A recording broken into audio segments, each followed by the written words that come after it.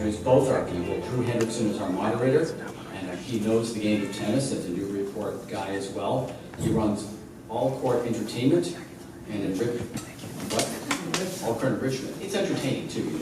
It's based in Somerville, Cambridge, and Bedford. Provides tennis and writing programs to youth.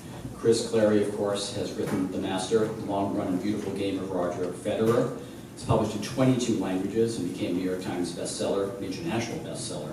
Documentary rights were sold to MRC, a global entertainment company.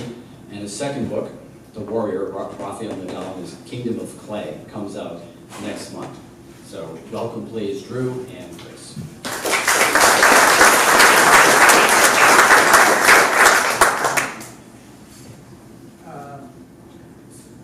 There we go. So thank you so much for coming out. This is a real treat to get to talk to Chris about some of his great work. As our friend here said, I've been in the tennis game for a really, really long time. I'm a tennis pro now down in Lexington, and I run an organization that provides free tennis and writing programming to kids in my community throughout the summers. I'm also Vicki and Dyke's son, so this has been a family affair. So my dad, who's been a long-time journalist, many, many places, including here at the Daily News, had a really fun presentation earlier in the day, and my sister does an incredible amount of work for this event every year, and she moderated that. So we've been always very, very proud and very pleased, and have enjoyed this festival so much over the years. And the 20th year here is an amazing celebration. So just to acknowledge my mom's great effort, my dad's great effort, my sister, my small contribution. It's been a really fun treat to be able to participate with everybody here in this community on this event. And what a treat it is to have Chris here. And if you could just get us started by talking a little bit about how you got involved in tennis, how you learned the sport, and then we can take it from there. You know, I'm still learning. That's for sure. No, I just wanted to first of all say it's great to see. I can't see any of you because it's a black pitch out there, but it's super nice for me to be here because I spent the last 40 years pretty much being jet lagged and traveling all over the world. Sometimes it's like 6-7 months a year on the road. And it is a treat to be able to hop in the car and drive 3 or 4 miles and come to a river festival like this. No jet lag, no fatigue, no ticket, no nothing. You're a local guy here. So it's great. Great to be here. It's really a great achievement to put this together over the years. And the only time I did it before was with your dad. We had a virtual session. I think it was 21, and the festival was still virtual. Okay. And I was in France on really bad Wi-Fi in a country house in the middle of France. It's like I heard about half of it, so it's also good to be in person. But yeah, tennis has been my lifelong passion and frustration. Like for all of us who play, it really hasn't changed. At this stage, I'm 60 years old now. But I got into it because I grew up in the tennis boom, really. I was part of it. I grew up with tennis on the TV in my house. You know, Bud Collins talking away, and Chrissy Evert, and Jimmy Connors, and Bjorn Borg on the TV. And my mom thinking Bjorn Borg was kind of cute, so there was some of that. One of your parents play? You guys get dragged out? Was your My mom? mom was a good club player. Probably would be equate to an NCRP of about 4.0 now, I would say. Played a good lefty serve. And then when I was a kid, my grandmother had a house nearby here in Lake Winnipesaukee. And during this tennis boom and tennis became cool, the neighbor in our area had showed no prior interest in tennis, thought we should build a court. So he built a court. So all the neighborhood kids ended up going out and just whacking away, no real lessons, but just every summer out there playing against each other. That's kind of how it started for me. I was probably 7 years old when I started. And a bunch of those guys, those kids from that neighborhood in Winnipesaukee ended up going on to play college tennis and junior tennis. So it was an amazing gift he gave us, though we didn't know what it was. And the best thing was there was no structure to it. Yeah, just do your own He just thing. gave us the equipment, go out there and do it. There was none of that, you must do Right. 24 hands down the line. It was a lot of improv. Yeah, make it fun. So I really fell in love with it. So that was a real gift. Cool. And then, and you played college tennis. That's good. You know, got to a high level. And then start to envision a writing career. And how did that come about to pursue and imagine a career in writing? You know, it's funny to think about now because everything's online, but my exposure to books and to writing was in the stacks of Culver Library. I I used to go on my after school or the days off, and I would go rip through Sports Illustrated on the racks in the library where we lived. We moved a lot because my dad was in the Navy. 10 moves or so before I finished high school. But I would always go to the library, and I just fell in love with sports through the written word, and also the daily sports sections where I basically lived, like the Washington Post or Boston Globe and those sorts of things. So it was really an entry into the sport and sports through reading and a lot more. And so I always knew I wanted to be a writer in some way. There was never really much question in that regard. No matter how you're going to make a living doing it. Yeah. But I was always sort of pulled towards sports, and when I finished, I'll keep this short, but it's interesting. When I finished college, I think my buddy's here today. I can't see anybody, but a friend of mine, Doug Roby, was my roommate in college. He lives in Newburyport. He's the reason we live here. And Doug and I traveled for a year. And I got back, we finished college. The Middle East. After you graduated, you guys said, all right, we're taking a year to see the sights. I made money teaching tennis at the East Hampton Tennis Club for a summer. I haven't made that much per hour since. Good time, yeah. Definitely not even in real dollars. So we went off and we did this trip through Europe, Middle East, and Asia. We traveled through China, through Burma, all these different places. And I got back, I was down like 140 pounds. Those were the days. And I had no real plan other than I knew I wanted to be a writer, maybe, pretty sure. And I had been an intern at the college paper in San Diego, San Diego Union in the summers. Just answering the phones and running stuff. And I got a call. In those days, there was no email. And I had just gotten back from the sports editor there. I said, hey, we got an internship here that just opened up. I have no idea where Chris is. I know he graduated. Would he be interested in applying for it? I just got back. No money. And I said, yeah, but I haven't written about sports in ages. He said, well, what have you written? I said, I kept a journal when I traveled on this trip. He said, bring the journal in.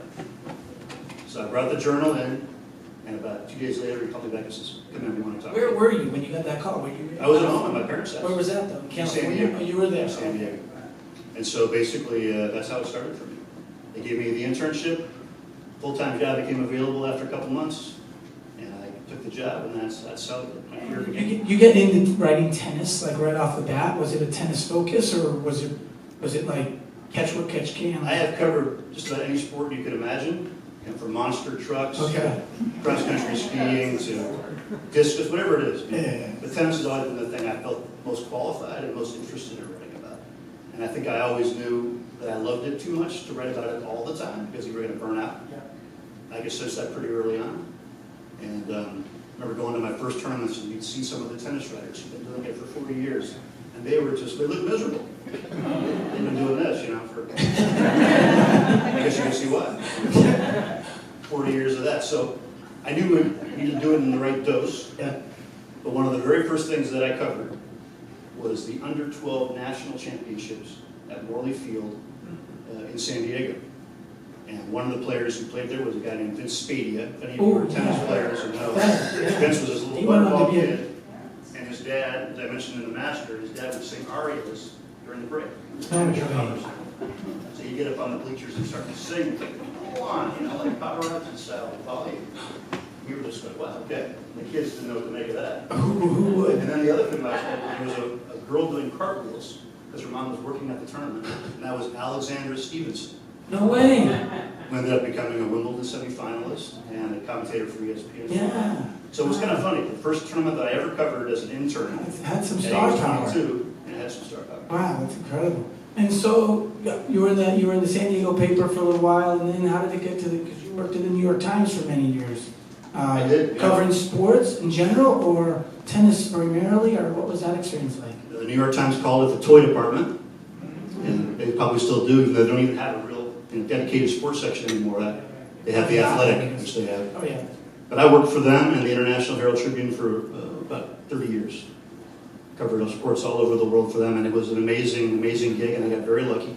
But the way it started was I met a French person, a French lady, and we got married, and I moved to Europe, and I was in the right place at the right time, and they were looking for coverage in Europe more, Olympic coverage, different things like that, and so the New York Times, based on my work in San Diego, gave me a chance to write for them, and that's how it built. Wow, that's awesome. Yeah. And your experience there, like, what were some of the highlights of working at the Times? Like, in the Nadal book, I know there's one of the strong themes is Roland Garros, the actual venue, and we'll talk about that in a second. But Europe has a ton of really fun events, and the tennis season, the pro tennis season, is really rich.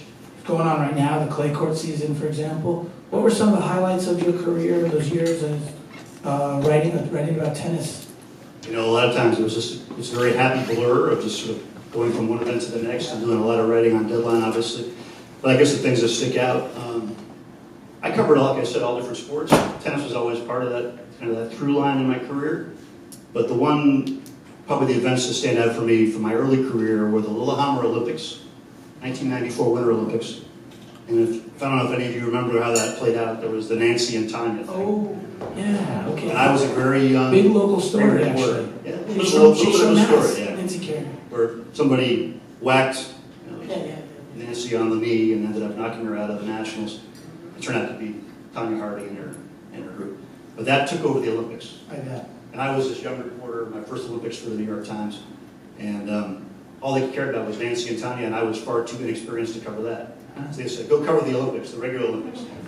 So I went out to all the cross-country skiing and the alpine skiing and the ski jumping, and Johan Olaf Kost, the matinee idol speed skater from Norway. It was just amazing. But nobody really cared. All they wanted to read about was Nancy and Tanya. So. Well, see how many sometimes like these storylines that just get everything, Yeah. and the rest of it is like a little bit set aside. It is true. Did you ever try and That's like the fault of the media too. We end up getting very obsessed with one thing and then kind of exclude everything else. But the other thing I really loved in that period was the World Cup of Soccer, which I covered many times. Oh, I yeah. covered the one in 1998 when the French, Oh yeah. with Zinedine Zidane and Didier Deschamps, if you guys know your soccer, ended up winning the World Cup for the first time. It was in France. We were covering it by train, going from spot to spot, kind of picking up places to stay along the way. My French by then was pretty decent, so I could get around. And the best thing about it was my wife's family could care less about sports. Even soccer? I mean, it's really probably one of the worst jobs for them that their wife got involved with. Right. For the son-in-law, so I was like doing my best to be credible. But for that 1 month, the World Cup of Soccer, France, and the Bleu, Yeah. that was cool in the house. Did they get swept up? Did you sweep them up too? They got swept up. They did, yeah. Even her grandmother, who probably never even watched the soccer ball before her emotion, so she couldn't watch enough of it. Yeah, impossible. So it was great. I didn't last though, but No. at least for me. Wow, so an incredible career, like throughout these years, a million stories from all different sports, I'm sure tennis too. But I'd like to talk a little bit about the recent work of the Federer book, The Master, and we'll get into the Nadal book as well. What kind of inspired you to take these deep dives? Like, we chatted a second ago, there's been a lot of coverage of these two huge tennis stars, probably the two greatest tennis stars maybe ever. What brought you to feel like inspired to, get so deep into it? That's a good question. I mean, at some point, I probably wrote, I'm not kidding, I don't know, close to 1,000 articles for the New York Times about Federer and Nadal over the years. Yeah, Maybe more, actually, but definitely a lot. Yeah. So you think I kind of said what I had to say, which I probably did. But I felt like that having written in short form and having seen it incrementally along the way, that I had access through my notes and my interviews and all the things I'd experienced with these guys from a very young age. I met Federer when he was 17, 16. I met Nadal when he was 16, 17 years old as well. And I watched them all the way through and interviewed them all the way through. So in the case of Federer, it was almost like I just had so much material. And when you read a newspaper column, you got 1,000 words, or how many would you guys deal with? Characters, 6,000 characters, whatever it is. And I would talk to Roger for 45 minutes or an hour for these interviews, maybe good interviews. And you'd use maybe 5, 10 minutes of it. Right. So I had a lot of cutting room floor material and a lot of outtakes, if you will, from all those interviews. And above all, the thing that was interesting to me was that I had interviewed him in all these really different places and different types of environments. And so I felt like I didn't want to write a book that was, Roger was born, and grew up and learned how to hit the forehand with great beauty or whatever, just do the whole story that way, even though all that's in the book. What I wanted to do was try to use these wide-ranging locations and situations and kind of build a narrative around that. And that, to me, seemed like an interesting challenge. Totally, yeah. Structurally. and also a way to kind of maybe not emphasize the holes in the coverage. And I was never hanging out with Roger at his house and seeing his family, but I did see him. I think it was 6 continents. Yeah. And we did interviews in all these different places. And everything from, a classic press conference to his private plane, Yeah. flying from California to Chicago. And so it was just, I wanted to bring that feeling of him and how global he was and how comfortable he was in all these different settings. Yeah, that's what I How was at kind ease he was operating in these settings through that vehicle. because that's one of the scenes that I remember clearly, is like he was in a pretty remote, big city. I can't remember exactly where it was, but it was this like huge like event, and he was a huge ton of fanfare, and he kind of just glides through and soaks up the experience, and it seemed to be like that's one of the elements of his personality and who he is that came through really clear, or at least as I read, that man, this guy is like just so graceful throughout all of the, not on the court of course, but like all of these different experiences in the world. I just thought, was that like a focus point for you to share how he managed this whole thing? Because he also brought his family along with him on his travels. Yeah, I think Roger is a highly emotionally intelligent person. Yeah. He's not a bookish guy. He didn't much like school. I don't think he could sit still very long. Yeah. He had a hard time with that. But I think he's somebody who's got a really strong intuitive sense and a really high EQ, if you will. Mm-hmm. And I think what's interesting in that his story is what you described is absolutely true. And Federer was able to operate with this smoothness that mirrored his tennis game ultimately. But it was a acquired thing. Started out pretty rough. Rough. When you met him young, he was pretty rough. How so? Maybe he had, aside I from... know he was like a little temperamental on the court, right? He was extremely temperamental Yeah. on the court. A lot of self-loathing going Yeah. on, a lot of chuck Temper rackets, tantrums. tears and defeat. Yeah. Sometimes, just unable to control his emotions on the court. Yeah. So he had a huge sort of evolution to make Yeah. there. But also just in the way he handled people and situations. I think he just sort of tuned in over many years to how this whole microcosm of tennis, all elements of it, from the sponsors Yeah, that's the big to the agents, to the media, to the fans, to his fellow players, everything. By the end, he was just swimming in waters he fully understood. Absolutely. He knew where all the rocks were, he knew everything. And that was really cool to see, but it was not something that was a given from the beginning. He was not sprung from the womb. Yeah, he had to build the And skill. he would mock himself. He'd show pictures sometimes of his peroxide blonde locks when he was young. Yeah, right. And not looking like he was... What was it like at the beginning? Was he like just not articulate? He didn't have much, he couldn't quite find the words, or was he just a little like curt in his answers? His early coaches said something really interesting, and I've actually been covering a lot of athletes. You hear this story a lot, and I think it's something we should think about in today's culture, actually, is that Roger had this incredibly high-level energy. I think he was probably, we're going to clinically hyperactive, and he had a really hard time sitting still. Yeah. And his coaches said that he would be at practice, and they'd be trying to explain to him what they were going to do, and he could almost not look him in the eye. He wanted just to go do it. Yeah. So he was almost jittery, just sort of having to stand still. This is at age 12, 13, 14. And so I think he was one of those guys who just had incredible amounts of vitality and energy in him. So it was a matter of channeling it and not sending it in the wrong directions. And so I think in a lot of times you look at sort of boys today in classrooms, or girls too, but boys in classrooms, that sort of, this. Yes. The energy levels are just so high. And I think in Roger's case, he had some really good teachers and people who understood that and kind of rolled with it. Probably didn't hurt that he was an amazing tennis player. Yeah, They all knew that. But he definitely went through some periods where I remember his teacher in Écublon in France in Switzerland, saying he would literally just sort of in the middle of a class, just shout out, what's the situation here? What's that? I'm curious about that. He didn't ask for questions, he was still talking. But Roger would just sort of spontaneously combust in a way. Wow. So I think he really, it could have been a real problem, Yeah. and it hurt him. But ultimately, it was a huge help because that life force and that energy, and the interesting thing, Nadal is very similar. The life force and the energy ended up becoming something that carried them through these long careers Absolutely. and all this challenge and repetition. With the work and the achievement of channeling it and using it, and also having a container, a receptacle to put it into, put all that energy, put all that effort, put all that work, put all that competitiveness. I think Agassi spoke about this one time in his later career. He was just like, you know, because he's been a little, like in his biography, he wrote about how he hated tennis and stuff, which is kind of like interesting to read about given his dedication to it, his success of his career. But he also said he's so grateful to tennis for having been somewhere he could put all of his passion, you know, to fill up that bucket with whatever he had to give. And then, he obviously gave so much back to him.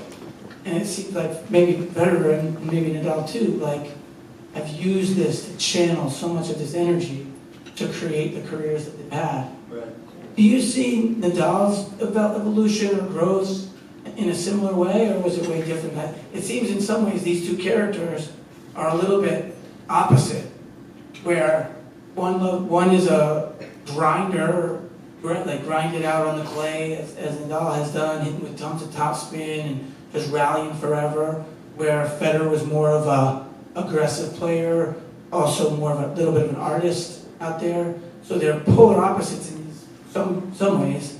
But did you see a similar like path of growth or development as people as they came through this young age into superstardom on the tennis court?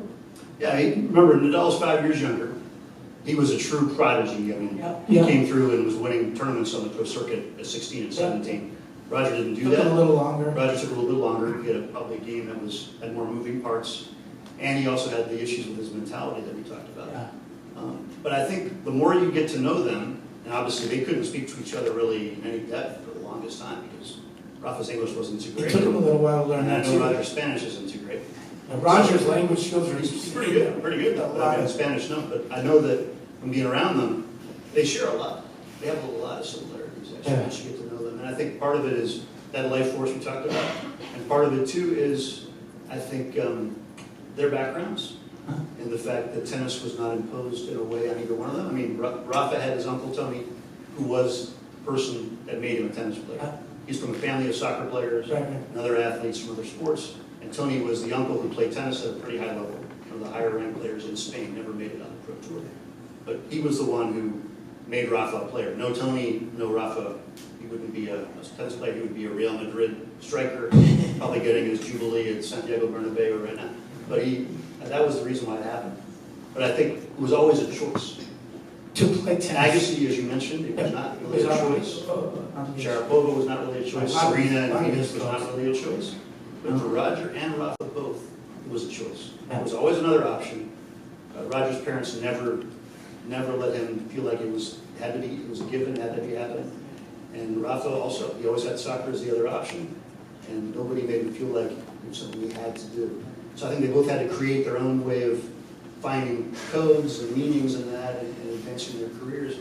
And whereas Agassi had this huge dip in motivation, huge dip in ability to really connect with the game, and then later on he found a reason to play, which is interesting for someone like you, because what his reason was the school that he created and the platform that he saw tennis in Las Vegas. And he kind of fell in love with tennis for what it could do in some ways to fill some of those childhood holes that he had. And that's what carried him to a long career. But the thing about Roger and Rafa, it wasn't that sort of a bitterness that fueled anything. Right. It was a real established passion for the game and the process, and they managed to sustain it for 20 plus years. So it's pretty interesting in a way, that similarity. Very much, yeah. So when moving on to the Warrior, what inspired you about this? Because it sounds like you had a ton of like a relationship with Roger over these years, and a ton of content that you could look back on, and his arc of his career. I mean, he changed the game. He was an icon, and then Nadal was too in a different way.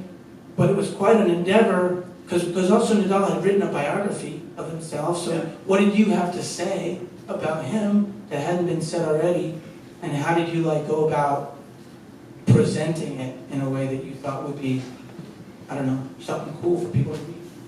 Well, I definitely said some things that had been said before already. Okay. Yeah, fair enough. Not everyone is going to be new. I tried my best, but it's a great question. And his autobiography called Rafa, written with a Spanish-English journalist named John Carlin, was written back in 2010, I think. So it's been a long time. It's 15 years. A lot's happened. It's a very good book, for an as-told sports book. It's an excellent book. So that for sure was, I didn't want to try to delve into those same waters.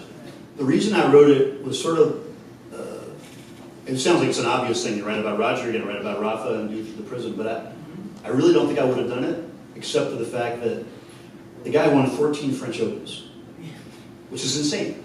And I think maybe 30, 40, 50 years from now, when people say Nadal, they may not remember anything, but they're going to remember French the Open. guy won 14 French Opens. He also won Lots of other things. 12 Barcelonas, 11 Monte Carlos, 10 Romes, that's all good, but 14 is the number that will stick. So I kind of wanted just to really, and I was there for all of them, I really wanted to dive into that accomplishment. And Rafa's team wasn't really happy about the idea that I was doing the book that way. They felt like I think it was going to reduce him to a clay court specialist, which he's not. He's won the US Open a bunch of times, won Wimbledon twice, Australian Open, he's won many titles on many surfaces. But Yeah. clay, he's just this all-time dominator. So, and my wife's French. I lived about 3 or 4 blocks from Roland Garros when I first got married. So I used to walk to work at Roland Garros. Oh, My French ain't pretty, but I get it done. there you go. And I just felt like I wanted to use all these experiences and these connections to this tournament and this place and this language, and then my knowledge of Nadal, because I lived in Spain when he was rising up, and I got to know that culture. And I just felt if I didn't do it, or if somebody else did a book that brought those elements together, I would have big regrets. Right. And I definitely am a disappointment over regret guy. And so I said, I'm going to do this because I feel like I need to do it. And I think that's a lot of times when you write a book, it's about the things you need to do. Right. And that was, and the idea I had was, I wanted to do an X-ray or a bio of Nadal and Roland Garros together. Nice. So the book is actually, it's a dual book in my view. It certainly has all Rafa's career in there. You got stuff like, Wimbledon final with Roger and the underestimated US Open final against Medvedev, 5 sets, incredible win Oh, yes. back in 19.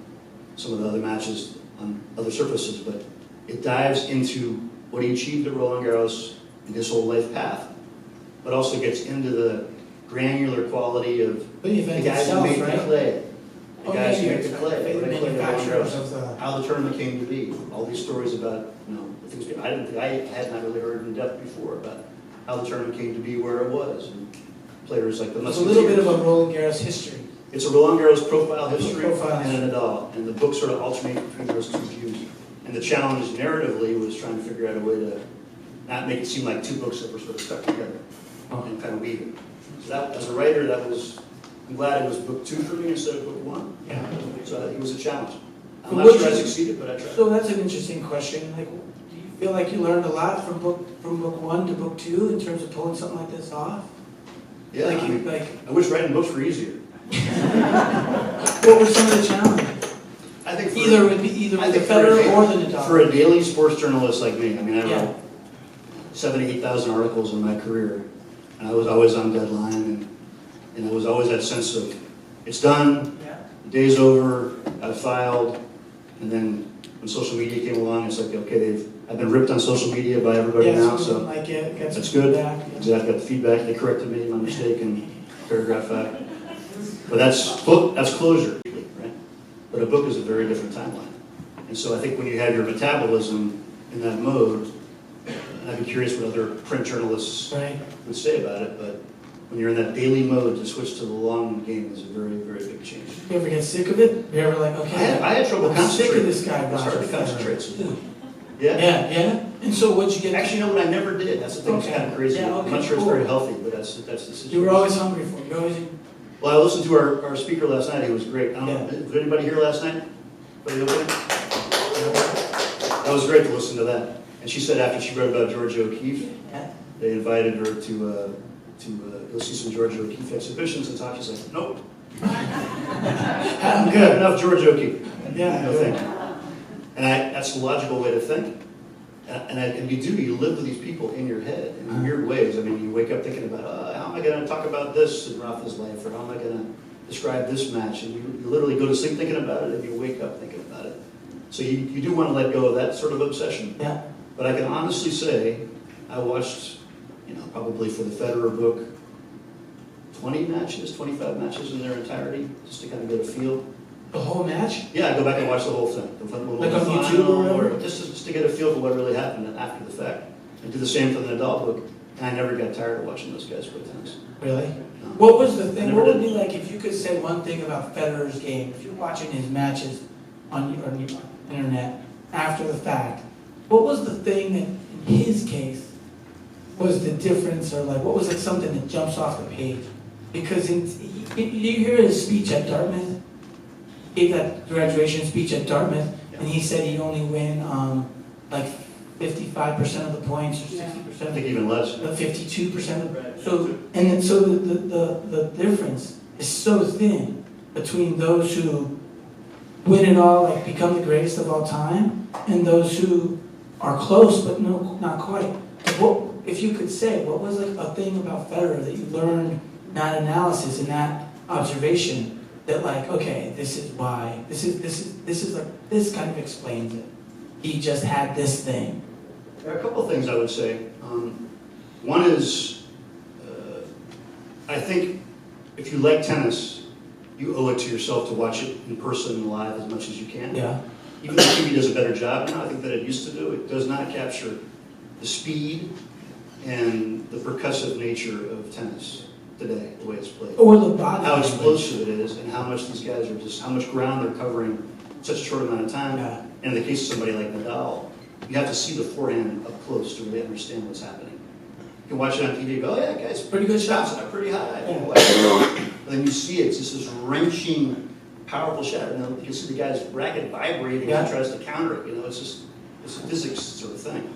But you really can only still understand that when you see the person. So I watch Roger Upton play a lot, and I think if you see him, he plays tennis. I guess he was kind of the first person on the men's tour to do this. And he was able to sort of take the ball off the short hop, call a half volley, Yeah. and just strike the ball next to the baseline, kind of close out your space. And he was able to do it with a two-handed backhand. Roger has a one-hander, and Roger would hold that line as well. His whole But career? Roger is almost twice as fast as Agassi. Whoa. He's incredibly quick.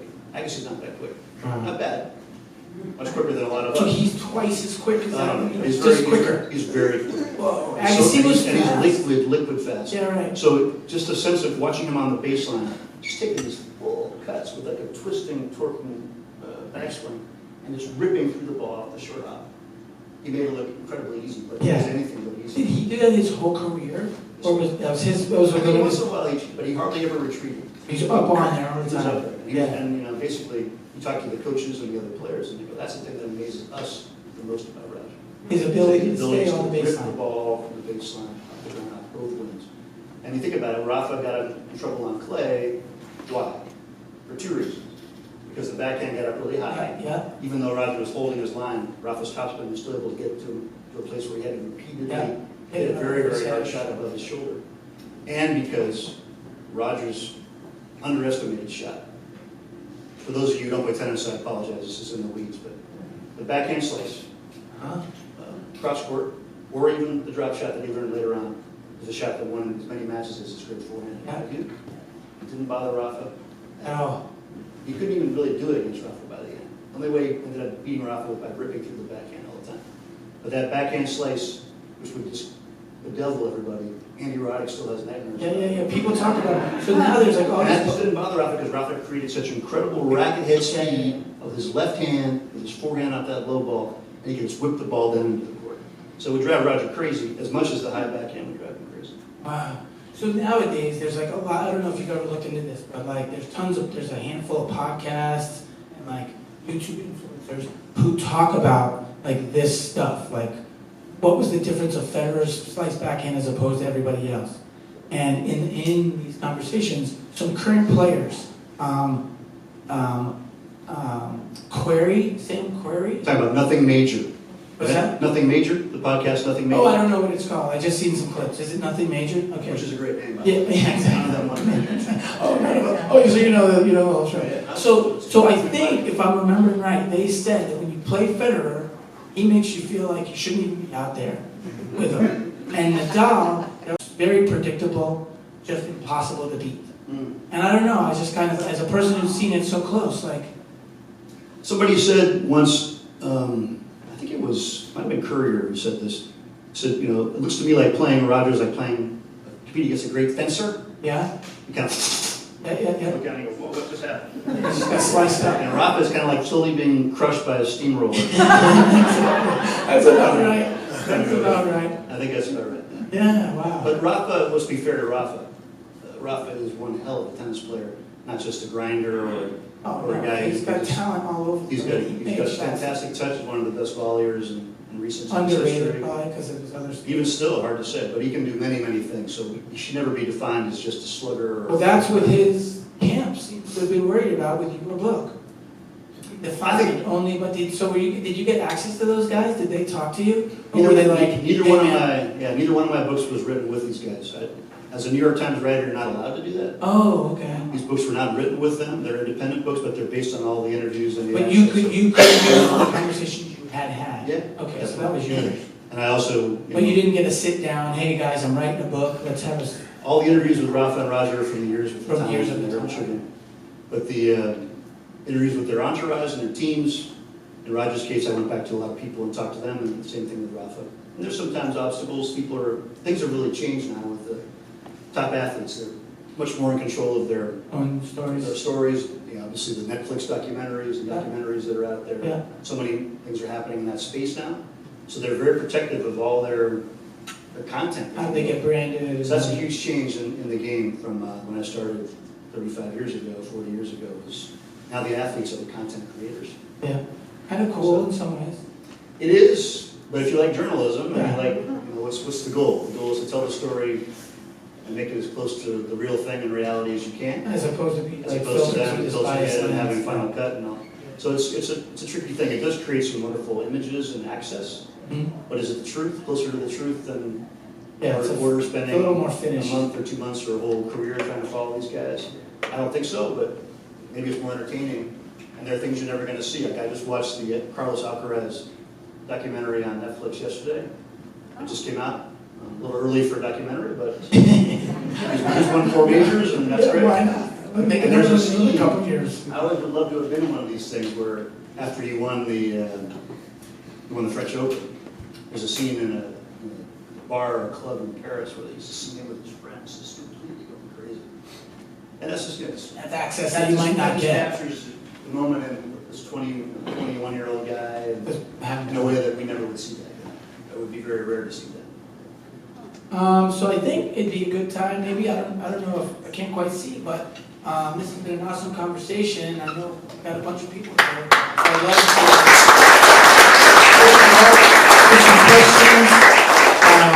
And I was told that we're not going to use the mic for the questions, so just anybody who wants to raise their hand and ask a question, just speak up, speak nice and loud, and then we'll continue the I wish we conversation. could see you. I can't see you. In terms of physical size of Federer and Nadal are, say, 6'2" or so, back in the day, Rosewall and Laver may have been 5'7", 5'9". Could Rosewall and Laver prevail today? They were great players, of course, but I'm just wondering your thoughts on physical size and movement on the court. It's true, when you see Laver and Rosewall, these fantastic all-time great players next to today's players, it's almost like Yeah. Avatar or something, you know? It's just incredible change in the way, the physicality of the game. But think about Roger, Rafa, and Novak, and Murray. Murray's a little taller, but these guys are not giants. Yep. And they're the greatest players for now in the history of men's tennis. So I don't know if a guy like Laver's or Rosewall's size, given the new material and the requirements for reach and the serving returns, could maybe compete at the highest level as often. But there are examples. I mean, look at the women's game. Ash Barty is no giant. She was a pretty dominant number 1, retired very young. Jasmine Paolini from Italy, who reached the Wimbledon final last year and the Roland Garros final, is, I think, 5'3" or 4. Yeah. Able to counter, and the way you counter obviously is by catching the ball early Right. and avoiding getting up too high. But on the men's side, I I don't think mean, there's that many short people. say again? I don't think there's that many little guys doing well. There aren't many. There Like, are how tall guys, is top Keaton 100. Orr? Isn't he little? He's not short. Oh, He's he's 6 not? feet. Okay. He's 6 feet. I think to answer your question, I think it's, yes, you can compete and be in the top 100, but to be a dominant number 1 player in the men's game at that size, I think it's very tricky. I mean, Nishikori is a great player. He's about 5'10", and he's been able to have some huge wins over the years. body couldn't hold up. I think from 5'10", 5'9", maybe and up, it's still possible. But the guys that are really, much smaller, like Diego Schwartzman, Yeah, he 5'6" had some the last wins. one. Sebastian Baez from Argentina now. But I think it's gotten a lot trickier. But it is really striking to see the differences in the size. And when I was a kid, Bjorn Borg, to me, was up on a pedestal watching tennis. And Bjorn's like 5'11". It's interesting to see. I always think of Bjorn as a sort of Nordic statue of very so tall. But no, he's not. And McEnroe's about 5'11", 6 feet too. Right? So it really has changed. And obviously with the serve and the reach on the return, it's big. Back here. Hi, I wanted to ask a question about the process of covering tennis tournaments today. I feel like I'm not seeing as much independent journalism with respect to the various tournaments, and it's a lot of sort of the snippet updates. And so my question is, what do you see for the future of covering tennis from a journalist perspective? Just to be clear, you're saying in terms of what you're seeing visually or the actual written word coverage? The actual written word coverage. Yeah. No, you're absolutely right. There's been a real change, and not for the better, in my view. A lot of it comes down to economics. When I went to my first Wimbledon, 1990, I was there, and I had at my table reporters from the Miami Herald, the Dallas Morning News. I had Sally Jenkins from the Washington Post next to me, Edwin Pope from the Miami Herald, Sports Illustrated. Well, there were 30 or 40 American newspapers who covered Wimbledon for the paper. And that created a whole different sort of level of knowledge and connection to the sport. Tennis was, even then, and will remain so, a minor sport in our country where NFL and college sports or NBA are so big. But it had a much more dedicated commitment from press operations and media organizations in those days to be covered. And now it's hardly anybody sends reporters to the big tournaments, and at least from the U.S. And a lot of it is covered by social media now. And it's nowhere near as in-depth. It's very hard to get close to the top players. It's not hard to get close to the players ranked, say, 70 or 80 in the world. That's not a difficult thing to do. But just the papers have obviously the crisis in the media in our country. You're seeing less and less sort of people having the means to send people overseas. And covering a Grand Slam is not cheap. You have to send somebody to Wimbledon for 2.5 weeks, send somebody to Roland Garros for 2.5 weeks. But I do think the only green shoots that I see is you're seeing more and more now of independent platforms, stuff like Substack or Medium, things like that are creating opportunities for real specialists to be able to make a living, or at least part of a living, covering these more niche sort of sports. And tennis is just starting to get a few more of those. I started a site. I have no intention of covering tennis the way I used to. I'm still writing about the sport on this site. But I'm seeing some young people who have a lot of talent now trying to go that direction, and you use that as a platform to cover the sport more in depth. And there still is some very good stuff out there, but that idea of like the day's play at the U.S. Open to give you a really inside, independent view of that day, it's harder and harder to find. The organizations themselves are covering it. The U.S. Open website, or the Wimbledon website, just like the NFL covers itself or MLB covers itself. Personally, as a journalist, I'm sorry to see that. I mean, that should not be the priority. Right. Would you follow the campaign by reading the Democrats.org? No. I mean, it's one element of it, but you're not But you're watching, getting you're covering, looking at ATP.org. half marketing, half new. It's a different thing. It's entertainment to the degree, but it's still worthy of being covered as a news story. And so I share your feelings. Another question back. As a tennis player yourself, did you find that as you were watching Federer and Nadal and maybe other players, were there any specific ways that you found that in group aspects of your game that were really striking? I wish I could say yes to that. I'm probably happy the less I watch that stuff, No, I think what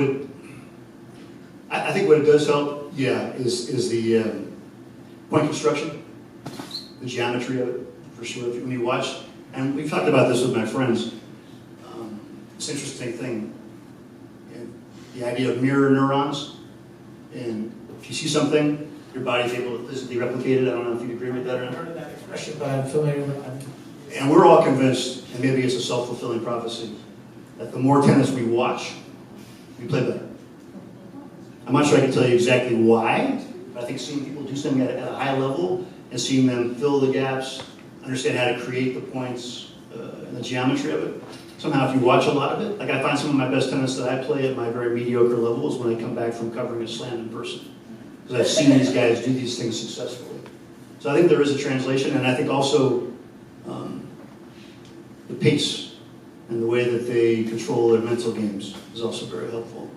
And just how someone like Rafa, I write about this in the book, I won't get too much into the book until it comes out, but one of the really interesting things is Rafa's evolution from a guy who rushed all the time when he played to the sort of ponderous, get on with it, Rafa, as time went on. And You mean rushed like in between points? Yeah. Or, yeah. You know Rafa's game Super is fast. super, it's very deliberate. Yeah. All the ticks and the Yeah, routines and yeah. everything else. And that when he was young was not there at all.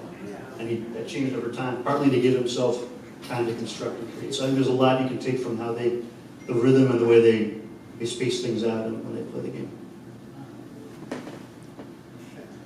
Hi, up here in the back.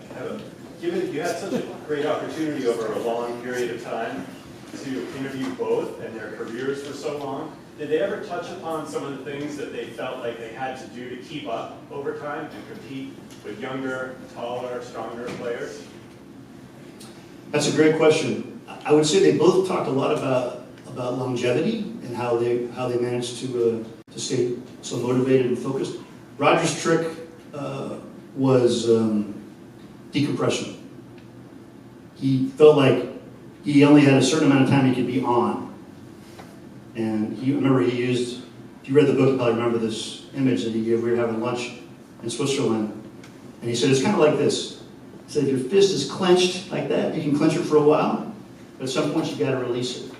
And he goes, when I feel my fist has been clenched too long, that means I've been on the circuit too long, I've been in this environment too long, it's weighing on me, I got to get away and relax. And he says, these young players today, a lot of times the fist stays clenched too long. So his approach was, he stayed off site, he'd stay in the cities that he visited, and he'd go out and actually see the sights. He would have his own entourage of friends and family that he separated himself kind of from the regular tour and its pressures. And he would take real breaks during the season to kind of let himself get away from it all. And he said, when I felt the desire, the energy to go back on the tour, that to me was a sign that it was the right thing, and he would go back. And he credited that really to his longevity and his ability to be able to play it solo for so long. And Rafa's very different. Rafa was somebody who created a code of behavior through his family and his youth, and the code was self-improvement. It was not about me beating you, it was about me trying to beat me. And I think both of those examples obviously worked. I think you have to look inside yourself, whatever your endeavor is in life, and decide which model works for you. Maybe a combination for some, but they had very different approaches. Rafa had Mallorca, very anchored there. That was his place, his refuge. Roger had more of a global setup, but they both found ways to make it work.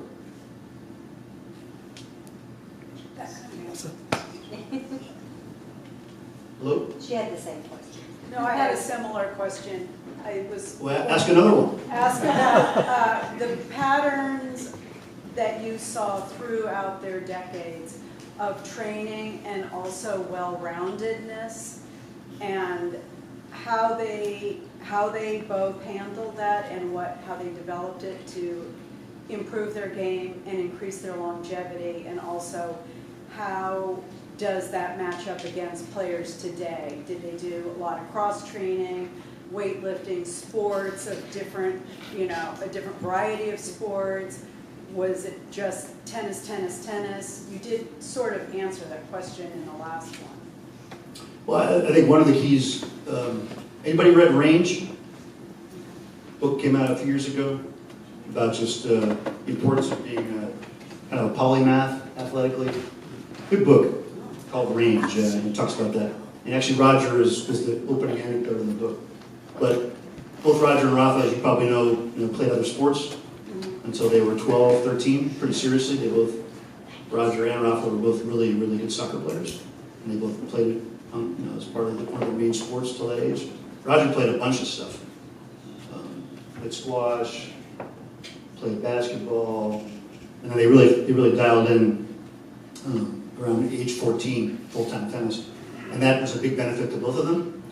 I think Rafa felt like he made mistakes when he was younger with his way he trained, maybe overtrained. Did a lot of hard court, clay court, back and forth, which ended up creating problems, I think, for his body.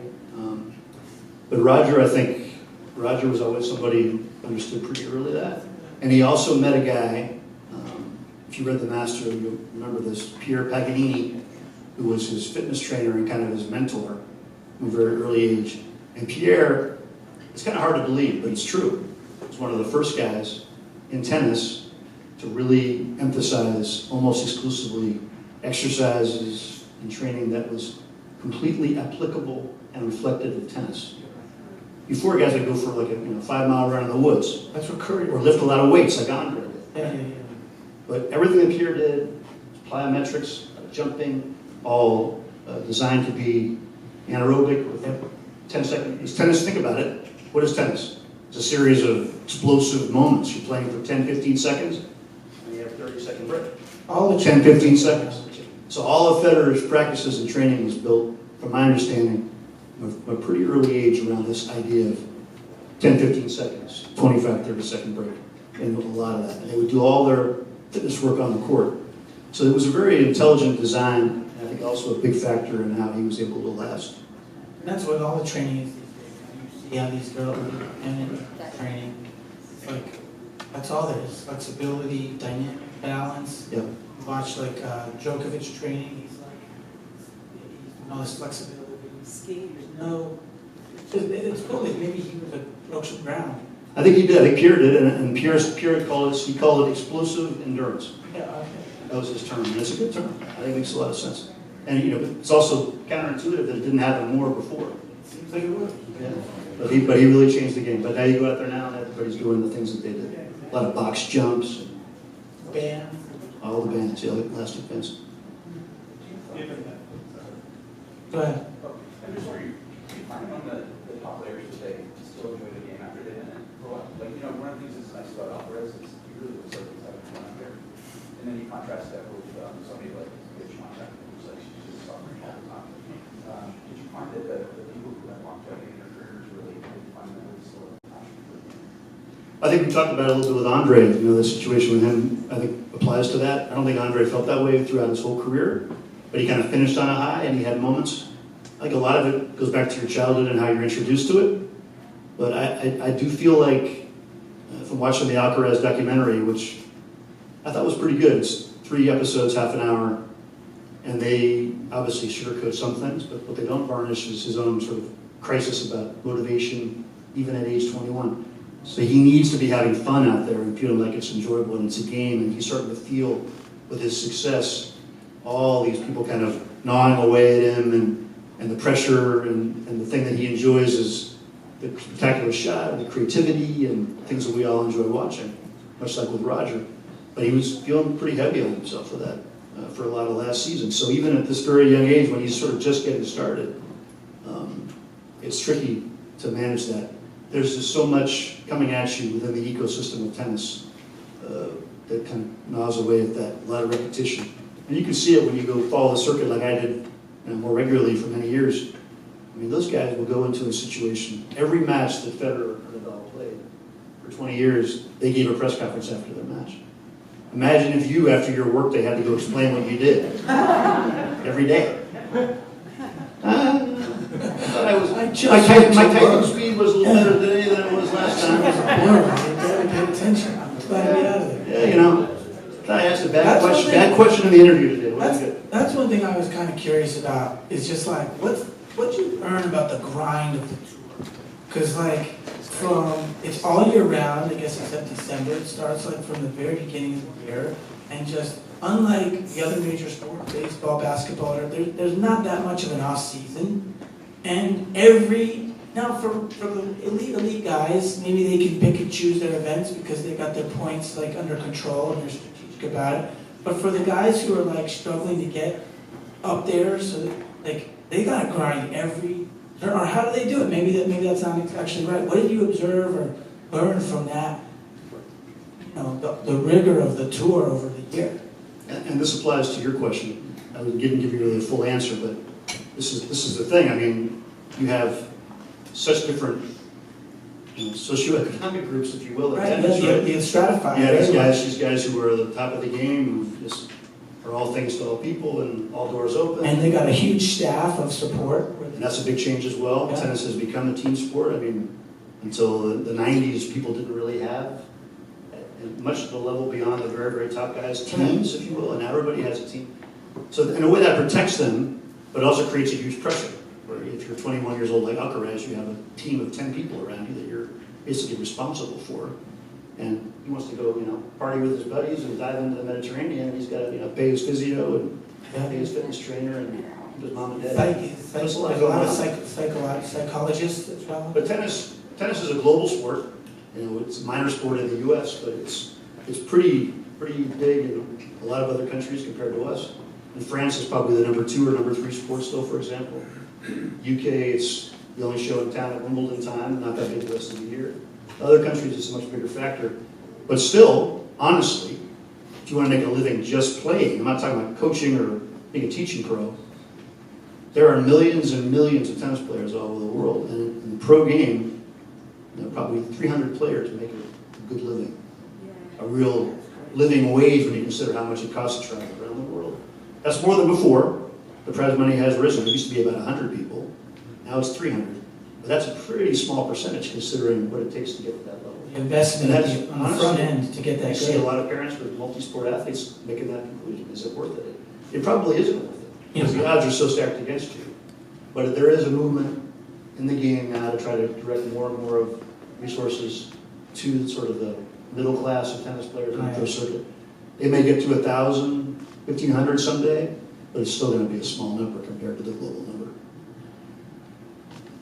We'll go to here and then we'll come to you. Okay. Given your experience with Rafa and Roger from a very young age, you said 15 or 16, and watching them through a 20-year career, I'm just wondering if you have any personal experience, or if not, your thoughts on how hard it was for them to step away and retire. That's a great question. And yeah, I think part of it is, I mean, sports are a craft, ultimately. I mean, it's sort of like being a woodworker or an arborist or whatever it is, right? You spend years developing the skills. And should you stop doing it just because you're not quite as good as you used to be? You know? I'm probably not writing on deadline as well as I did 25 years ago. I still kind of want to keep doing it. So I really have a lot of sympathy for the situation that they're in. Obviously, it's a bottom line game. You are competing, you want to be relevant. Like I just watched Djokovic play the day before I came over here. He lost in the first round, his first match in Madrid today. The Matteo Arnaldi played a wonderful match, but this is not Novak Djokovic. Right. And you can see the frustration in him, just as you can see it in Roger. But I think there are rare examples probably where people decide enough, like Ash Barty at 25 stopped because she just didn't have the passion for traveling and didn't like the pressure deep down. But most of these people you can see with Serena Williams at the end. Even though Serena, I'm sure, has some childhood conflicts to resolve with her father and how she got into it, it wasn't a choice. But they hang on to that because it's the skills they've acquired. They do it, they have done it better than almost anybody else in the world or better than anybody else. And should you stop that, what are you? What is your identity anymore? That's one thing that actually came out in the Naomi Osaka biography. Naomi Osaka's has, many who follow tennis know, like a lot of mental health challenges and some real ups and downs. She had a baby. And she makes so much money from her endorsements and all the other opportunities that she's created that it seems like she could stop. But she's nowhere where she was in terms of her play. But she just said in this book, like, yeah, but I am a tennis player.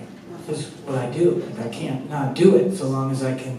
And she's like, into that journey, into the craft into the self-improvement, like you said about Nadal, like giving up that process. I don't know, after you've dedicated so much time and energy to it. It was super emotional. One of the things about their retirement, Nadal's, and those guys were bawling their eyes out. They're like hugging each other, crying. It was like so sweet. What'd you see when you observed that at the Labor Cup and recently with Nadal? Well, Amy Rogers' mother, Lynette, said long ago, Federers were criers. That's the thing about So, Roger. I'm not sure that Rafa's such a crier, but I think when you get around Rafa, you don't have a choice, right? Yeah. It was beautiful, I thought. I want to go back to your point one last time. It's an interesting topic. Just that, why the debate about when you stop? Honestly, I think in most of these cases with these great tennis players, I think it's when they recognize inside of them that the body just can't do it anymore.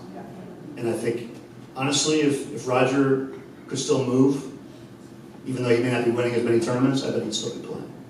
But you can see by the end, it was like the gears grinding on this beautiful machine, right? And then Rafa too, the body just kept breaking down. And if it wasn't one part of your body, it was going to be another part the next time. But Rafa was even harder because Rafa, as you said, and that's the takeaway, Rafa, the race wasn't about the other guys. It was about himself. So, in some ways, it might have even been more interesting to Rafa by the end. Because it kept getting harder. And he liked it. That's the challenge that he was raised to embrace. So yeah, he's a particularly interesting psychological case, and I get a lot into that in the book. Yeah, that's exciting. That'll be exciting to read because he has talked a lot about his psychological approach in terms of positive body language and never breaking a racket and all that. I wanted to get to this question because we were waiting patiently. Thank you. Go ahead. Thank you. I've been a tennis fan and player all my life too. I remember seeing Arthur Ashe and the greats. It seems to me like Roger Federer is probably the last of the true beautiful tennis players in the world. It seems like the game has gotten so much more robotic and less interesting to me. You don't see sort of volley players very often anymore. And the finesse, the beauty of the game seems to be dissipating. So I guess I would like your opinion on where you see the game going. I just want not to push you. I'm just curious. So aside from serve and volley, what are you not seeing? You mean just the balletic nature of it, or the? Yeah, the strategies and you don't see players serving volley in men's singles or even in women's singles like you did 20 years ago. No, you're absolutely right. I think there was a time, if you go back and watch some videos of, say, Wimbledon in the 70s, and then you watch today, you go, you know what? Not so bad today, in some ways, because if they're only serving and volleying, that becomes repetitive, and the game is, points are very short. And one of the reasons why things changed was because they realized that people were tired of seeing, when we were kids, big serve, bang, it's over. Good shots. And I love volleying, and I think the key to the castle is variety, like in any sport. I think you need to have opportunity to play different styles and have that be successful. You are seeing some people who are trying to bring back serve and volley a little bit, but I wouldn't say net play is dead. There's a lot more use of the drop shot, guys being brought in now again. You're seeing people having to come in and finish points at the net. You're seeing a lot of what they call the serve plus one, big serve, wait for the floating return, crush the shot, then come in. So there is still all-court play. It's still a bit different than it used to be, but I'm with you. I think the only answer to that, you have to find surfaces and court speeds that allow serve and volley to be played at least part of the year in some places. And I think it's kind of a pity that grass court tennis isn't more that way, and they've managed to play with the material, And the play ball, with the ground, I hear the balls. create the ball a deflated little higher ball. bounce. It's about the height of the bounce. height of the bounce. So I would like to see part of the year where they're playing more of that style, and I think it'd be rewarded. But I still, honestly, you mentioned Alcaraz before. Alcaraz is a beautiful tennis player. He is so important to the future of tennis for me because people will buy a ticket to watch this He's guy the play. headline, no question. He is maybe he's not as elegant and flowing as Federer, but he's a dancer and But he's a highlight reel for sure. He is. Sport staying as popular or improving in popularity or just declining?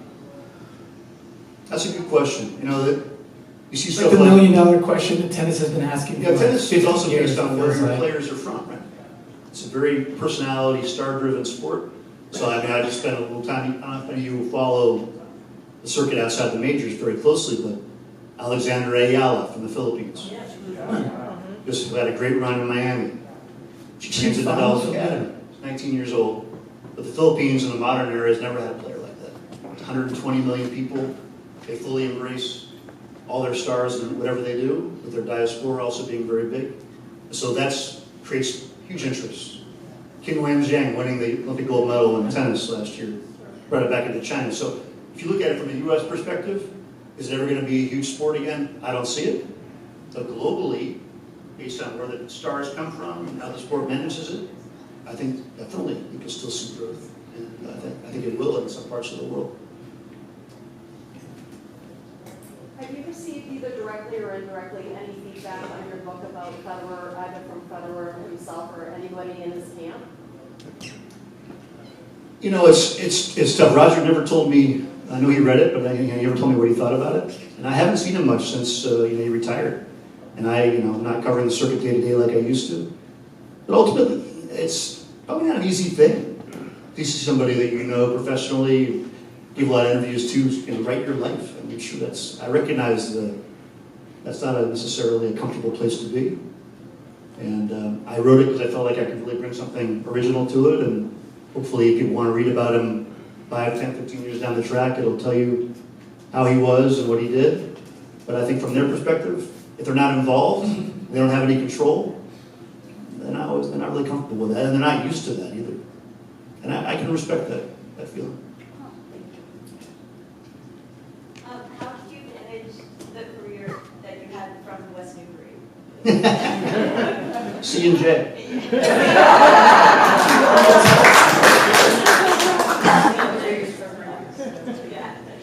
Check out that one story. Some may be familiar with it. It's funny, just tell us one story because it's C&J, you guys obviously are fans like me. When I talk about the book with people, and I go to clubs or people who've read it, the one story everybody always brings up involves C&J. And Federer was in Indian Wells, he created the Laver Cup, which is his team event with his agent. The one who went to Dartmouth, which is why he gave the Dartmouth speech. I was wondering what the connect was there. Yeah, and his agent's daughter went to Dartmouth too, and so it's a good connection. But anyway, so Roger, to promote the Laver Cup, he went to Chicago when it was held there, and he invited the New York Times to come along with him to fly from Indian Wells in a private plane to Chicago for the day and follow him around and write about this process. And we talked about it. New York Times approved it, so we did it. I have never been on a private plane before, and I probably never will be again. But I got to do this, so it was Roger and his team and me on the plane. And, like Roger's life at that stage, very fluid, on the plane, no immigration, no worries, off you go, land, into the limousine, off you go, sort of thing. So it was a good day. Pretty memorable day. And I wrote the column, and I had to get back to Boston, to West Newbury. And ended up, flights got delayed, it was bad weather, I didn't have a seat. So I ended up, having been in a private plane in the morning, I was in a middle seat in like a row 35, with this basically eating my knees. And ended up getting back to Boston, caught C&J back to Newburyport when it was there, terminal. And it was 2 in the morning when I arrived. This is pre-Uber in our area. No taxi's going to be around that time. My wife would have killed me if I would have called her. So I said, what do you do? So I took my suitcase and I dragged it up 113.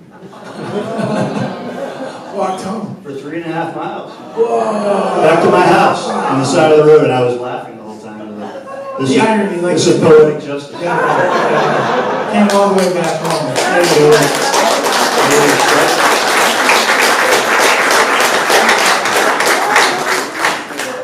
And I told Roger that story later, and he said, yep, don't get a big head. Feet on the ground.